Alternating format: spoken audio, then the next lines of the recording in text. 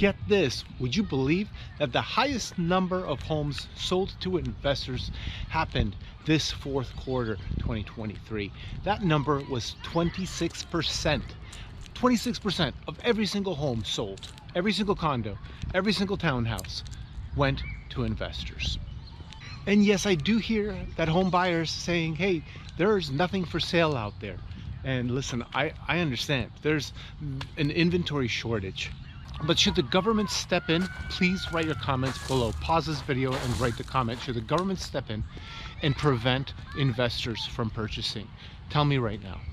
Is this contributing to the unaffordability of homes for first-time home buyers? Yes. How about second-time home buyers? Yes. For everyone? Yes. Indeed it is. The inventory is disappearing off the shelves. It's like when there's a hurricane in Florida and everyone goes and buys toilet paper and water and there's nothing left and all the plywood is gone from Home Depot, so you can't cover up your property. Well, that's what's happening in the US housing market. It's happening definitely in Florida, and this is Florida Real Estate TV. If you're not following, please click subscribe right now. And two markets right now are really experiencing a shortage, even for investors. Even investors have a hard time finding a decent deal or just, something that makes sense for them. Those two markets are California and Florida. Not surprising for either one of those states. But let me contrast this with something really important, and that is the actual inventory increase that's happening. So I do a monthly market report for my local area, Sarasota and Manatee County, and what we find is that we have major increases in inventory. We also have increases in pricing, which is a little odd to have both. Usually as inventory goes up, the prices start falling.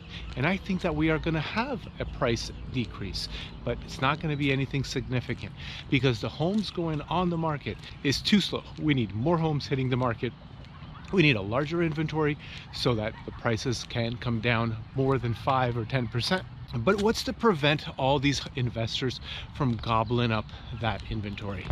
Honestly, nothing. Nothing is stopping the investors from going in and buying up everything that comes on the market that's a good value. And the lower income properties, or like the affordable homes, let's call it that, those ones are definitely getting gobbled up by the investors. Now, how do you define investor? This article by Redfin that reported on this, they're defining an investor as anything that has the word LLC or, corporation or corp or homes in the name of the purchaser. Because most investors do buy under LLCs. There's so many tax advantages, it makes no sense not to. But let me answer one question. Why is it happening so much, and why didn't this happen in 2008 and 9 and 10? And that's easy. That answer is very easy. That is the supply of money. Listen, if you go and look at the supply of money, it is abundant out there. The only time that is hard to get a loan is for commercial properties because they're going through a major shift right now. But for residential homes, it doesn't matter. Anything 4 units or less, it doesn't matter. You can get a loan, no problem. But back then, I had such a hard time finding loans. I had to find investors to partner with, and that's what I did. So the availability of money, which is abundant, it's everywhere. It seems like everyone has tons of money, or at least the banks do.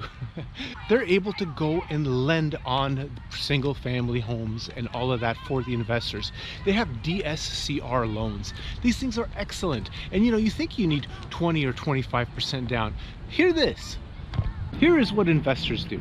They come in and they buy cash. So they're able to kind of have really favorable terms whenever a really good deal comes on the market, and they go and buy it cash. And then they rent it, they pretty it up just a little bit, and then they do a cash-out refinance using a DSCR loan. This is called a debt service coverage ratio loan. And then what happens? They get their money back out, almost all of it, if not more sometimes, and then they can go and do it all over again. So imagine this. Imagine you have a little fund of $10 million. And yes, that is little. That is not a very big fund for real estate people. And now you take your $10 million and you go to hot markets. Let's just say you go to Tampa Bay, you go to Miami, you go to Sarasota, you go to Bradenton, and you start offering on, 3 to 5 properties every single day, and you lowball them at like 30% off, okay? So now you're kind of buying with built-in equity. Now you have built-in equity into a purchase. You go and you rehab it, or you do just pretty, putting lipstick on the pig, rent it out. You do a cash out refinance because money is abundant, and now you get that money back. And you can do this with $10 million. You can do this with what, 10, 20, 30 properties depending on the purchase price. If the price is $330,000, you can do that with 30 properties at one time. This is an excellent strategy for property acquisition, and indeed the prices will continue to stay up as people do this plan. If you're interested in investing, just reach out to me. Not only do I have 20 years of experience, but I have a lot of ideas how to make that happen. But if you're a home buyer and you're finding yourself that you just can't find the right home to live in because the inventory is too low, or you just don't like anything, listen, just buy something. In 2022, 2021, in 2020, a lot of people just bought something. It wasn't their dream home, it wasn't their perfect home. They just bought something, and they're so happy they did because of appreciation. And now the prices keep appreciating. It's unbelievable. The demand is low, the interest rates are through the roof, but somehow the supply stays super low. And by the way, I'm walking at Payne Park, downtown Sarasota, Florida. And this place is a really, really nice park. There's plenty of people. There's a playground, there's a skate park here, there's a running trail, there's open grassy area for sports, there's a hill, well, kind of a hill, that you can run up and do some exercise. It's a great place. But let's talk about these investors again, because one thing that you don't know is that out of all their purchases, they are buying 46% of all the purchases.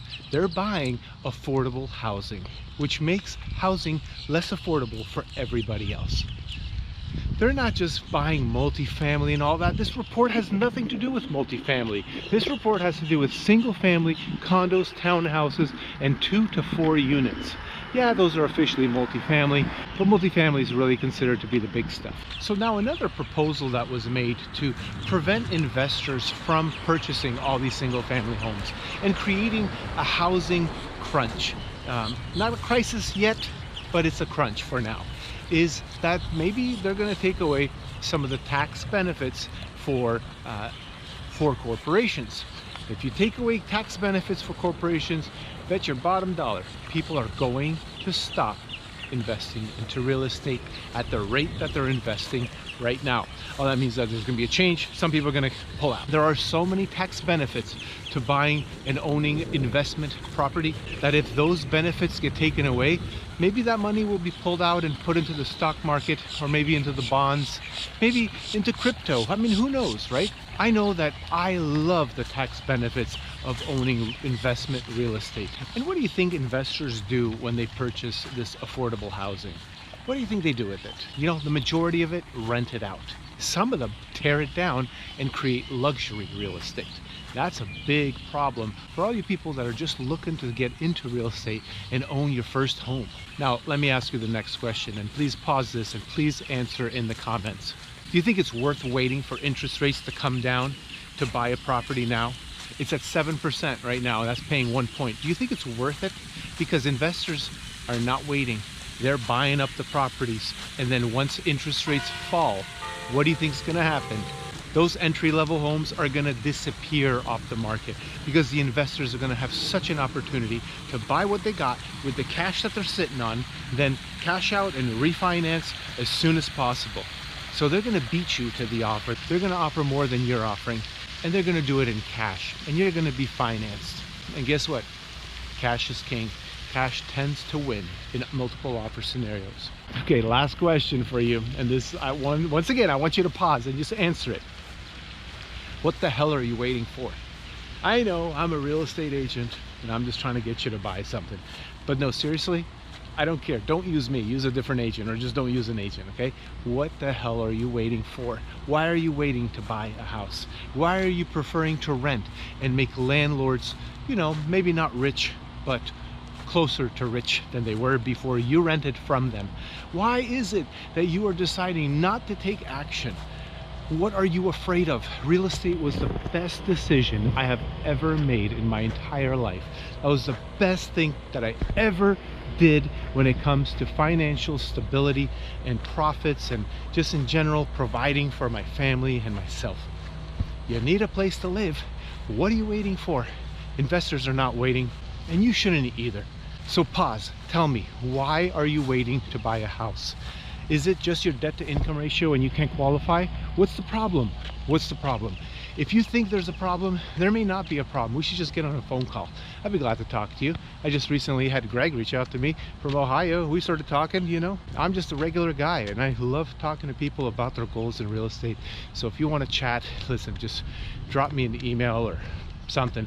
My email address is sarasota@sarasota.com.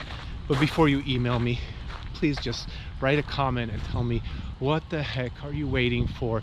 I just feel bad for everyone who's choosing not to take action because it's not getting any better. I thought it was going to get better. Well, you know, I'm not always right, and it might get better. Who knows, right? But right now, it's getting worse for the entry-level home buyers.